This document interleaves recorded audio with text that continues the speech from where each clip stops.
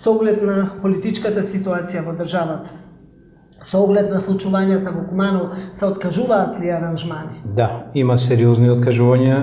Јас бев изненаден, бидејќи имав откажување уште во февруари од Лондон, а Лондон сепак е центарот на светот за разлика од Македонија.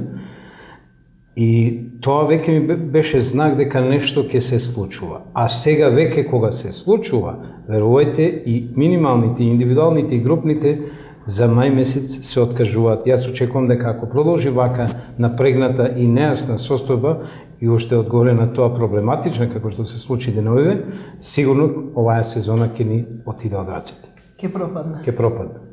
А со хотелите во Скопје?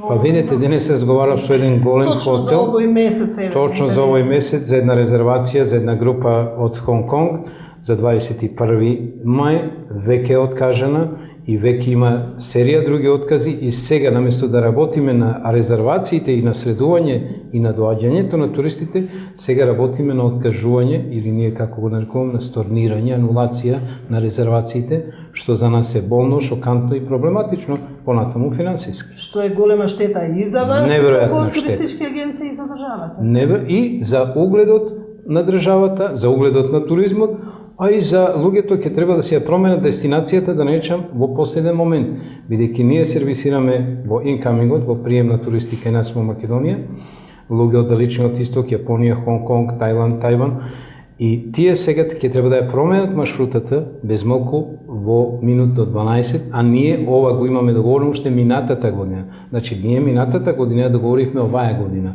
а сега ги анулираме овој месец за идните месеци. А понатаму ќе ги броиме штетите.